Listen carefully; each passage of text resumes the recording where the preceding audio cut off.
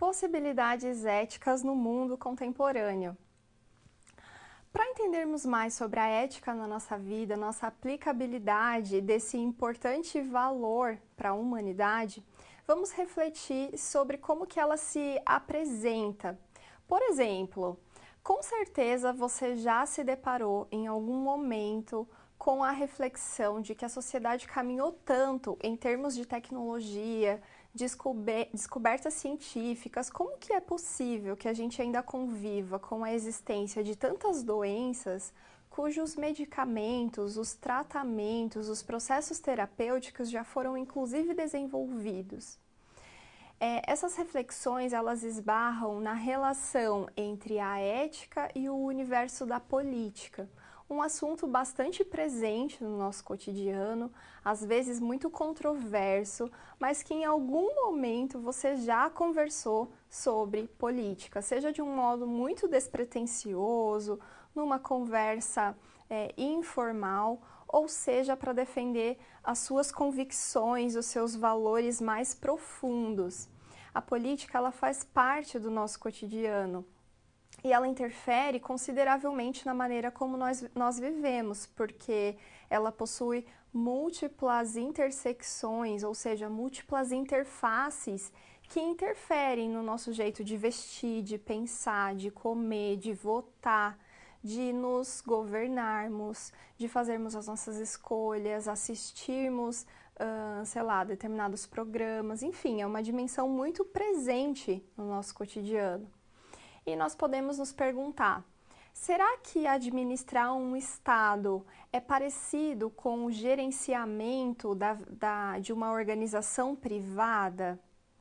Será que, bom, no próprio âmbito de uma organização, você ter a política organizacional é muito diferente das decisões de gestão, não é mesmo? Então, será que as políticas de âmbito público, elas deveriam ser equalizadas com as decisões de caráter técnico? Esses são alguns dos questionamentos que permeiam a nossa discussão, a nossa vida em sociedade. E por que, afinal de contas, nós vivemos em sociedade? Afinal de contas, somos tão diferentes uns dos outros, não é mesmo? Em trajetórias, interesses, gostos, ambições, pretensões, convicções, no modo como nós nos apresentamos. Bom, uma resposta simples, imediata, poderia dizer: a gente não tem escolha, a gente já nasce em sociedade. Ok, mas como que nós nos constituímos em sociedade, coletivamente, essa origem da nossa vida social? Para tratar sobre essa questão, vamos retomar lá a Grécia Antiga, discutindo um dos filósofos de grande relevância no tema da política, que é o filósofo Aristóteles. O Aristóteles viveu entre 384 e 382 a.C., e ele falou, dentre tantas as suas contribuições, que o ser humano ele é um animal político por excelência, dada a sua própria essência. Ele se realiza, ele alcança a sua felicidade por meio do engajamento nas questões da vida pública, da sua inserção nos assuntos, nas pautas que dizem respeito à vida coletiva, ou seja, nas decisões que de algum modo acarretam a todos. Então veja que ele trata do ser humano a partir de uma essência muito política, marcada por essa realização pessoal. E isso, segundo o filósofo, vai ser muito decorrente da busca pela sua reprodução. Exatamente. Então, o ser humano vai se constituir lá, primeiramente, em famílias, com o objetivo de garantir a reprodução. Na sequência, ele acaba por constituir clãs. Na sequência, ele acaba por constituir cidades inteiras. E o ser humano, ele possui essa capacidade da linguagem, de se comunicar, seja verbalmente, seja com a postura, até mesmo com as libras, por exemplo, né? A língua brasileira de sinais, por meio dos sinais. Então, essa é uma capacidade que permitiu ao ser humano estabelecer estabelecer acordos, né? Então, firmar parcerias, firmar estratégias por meio dessa comunicação, dessa linguagem. Por mais que os outros animais, né, também tenham a capacidade de expressar agrado ou desagrado, raiva, mas o ser humano ele é o único que se efetiva por meio dessa linguagem. E isso evidencia a nossa dimensão social, a nossa dimensão política, como que nós nos realizamos por meio da linguagem.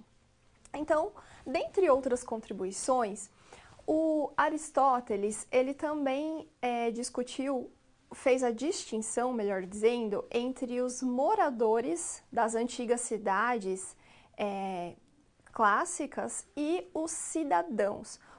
Os moradores, eles seriam simplesmente aqueles que viveriam na cidade, no modo como ela é organizada, e os cidadãos seriam aqueles que se engajariam na vida pública, aqueles que participariam desse processo decisório, né?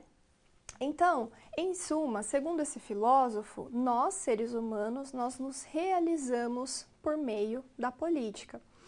Agora, de lá desse período até os dias atuais, nós temos um longo percurso de tempo, não é mesmo? E a política ela foi passando por uma série de reelaborações, adquirindo revisitações de pensadores desde o medievo até a modernidade, pensadores contemporâneos que foram ressignificando esse conceito. E a verdade é que quando nós tratamos de política, nós estamos falando de um conceito que ele apresenta uma pluralidade de significados. Ele pode ser entendido a partir de múltiplas possibilidades. Por exemplo, quando a gente fala uma determinada decisão foi política, isso geralmente está associado a como que não houve uma prioridade sobre um caráter técnico, mas sim um determinado favoritismo, ou mesmo um conjunto de ações e de medidas, por exemplo, as políticas ambientais do governo. Enfim, para traduzir apenas alguns desses usos mais corriqueiros da política. Agora, para trazermos todas essas possibilidades para o âmbito aqui da nossa aula, eu mobilizo o pensamento de uma filósofa brasileira, que é a Marilena Chaui. Ela entende a política a partir de 3 caminhos. O primeiro deles como o conjunto de medidas que um governo toma relacionadas à condução da vida pública no âmbito do Estado. E antes de falar sobre as outras 2 definições que a autora apresenta, eu acho que vale a pena distinguir também a diferença entre o que é o governo e o que é o Estado. O governo diz respeito ao conjunto de pessoas que ocupam temporariamente os espaços de representação política, os espaços de poder.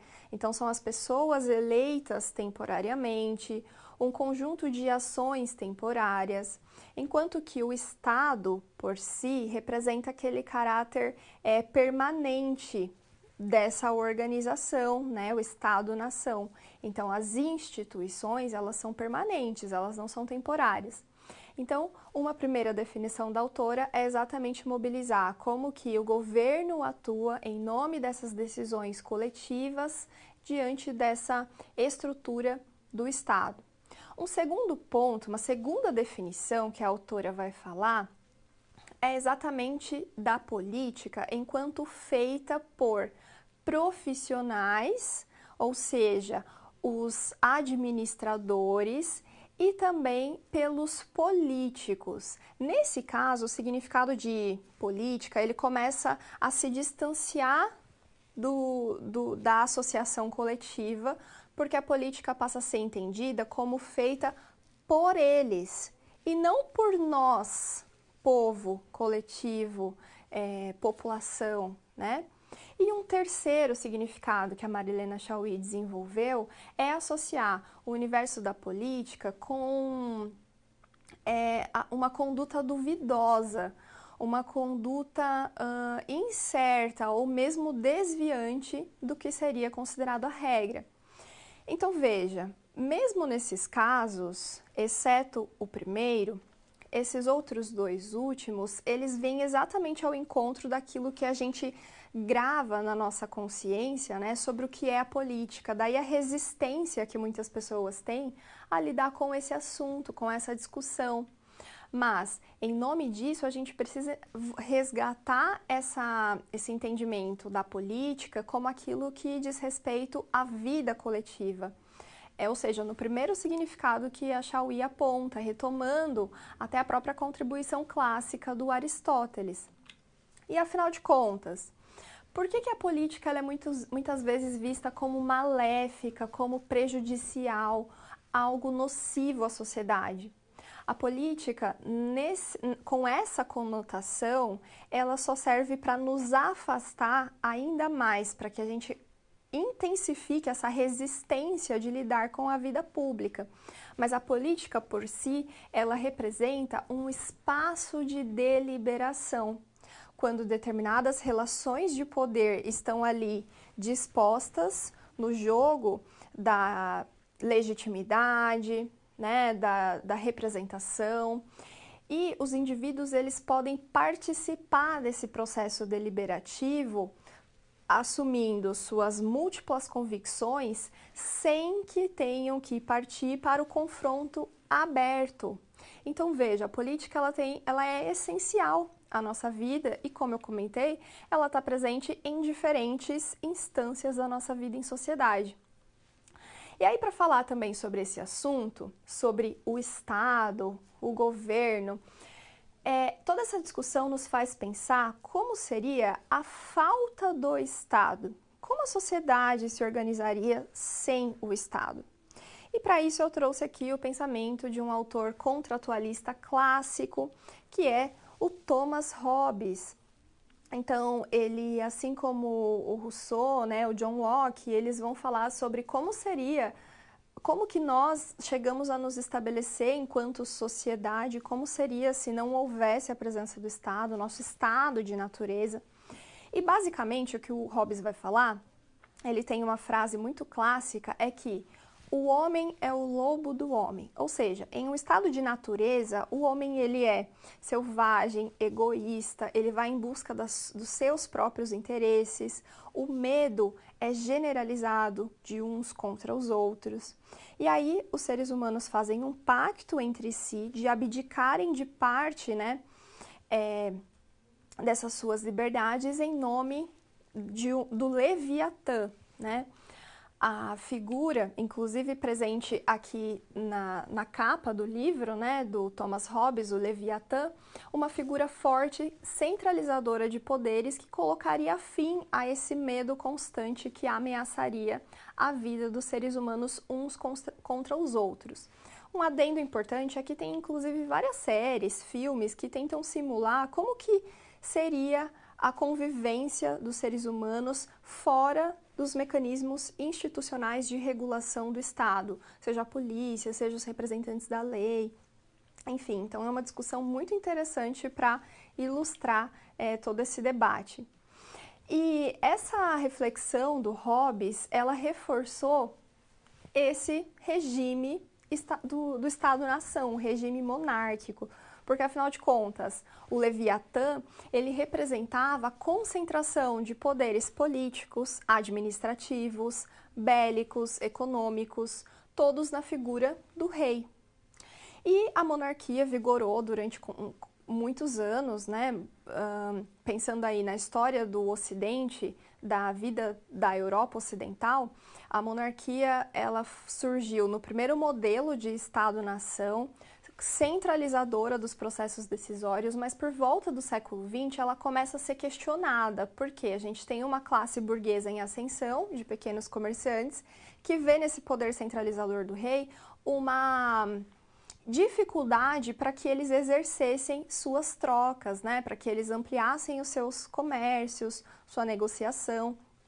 E é a partir daí que a gente tem a ascensão do liberalismo como uma forma de contrapor a monarquia existente até então. Então, o liberalismo vai defender a propriedade privada, vai fazer a defesa e a garantia de uma série de direitos, principalmente do ponto de vista civil, das propriedades, das liberdades, né? Liberdade de expressão, a liberdade de ir e vir, do livre mercado, e defendendo que o Estado ele se retirasse de cena, que ele se constituísse como um Estado mínimo ou um Estado de polícia, ou seja, o único papel dele seria de garantir a segurança para que o livre mercado funcionasse.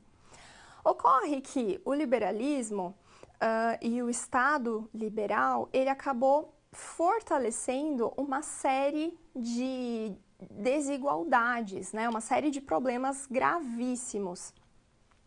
Mas aqui, uma característica também do Estado liberal é que ele instituiu a separação dos três poderes. Veja, inclusive como uma forma de conter o antigo poder do rei, passando a distribuir esses três poderes entre executivo, legislativo e judiciário. E aqui no Brasil, né, esses três poderes eles passaram a ser reconhecidos na nossa Constituição de 1988. E aí, voltando para como o Estado liberal ele passa a ser questionado, contra essa ordem de desigualdades que surgem, né? Problema da fome, do desemprego, da precariedade de condições de vida, e acende no lugar disso uma série de estados fortalecidos em nome da proteção dos direitos sociais.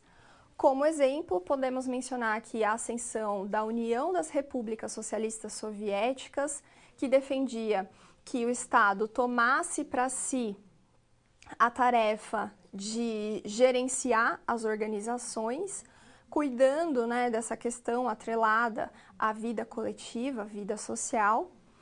Além disso, temos aqui algumas bandeiras que representam iniciativas dos países nórdicos, que foram marcadas pelo estado de bem-estar social. E, por fim, né, como que esse estado de bem-estar, ele passa a ser substituído, né, questionado pelo recrudescimento do neoliberalismo. Afinal de contas,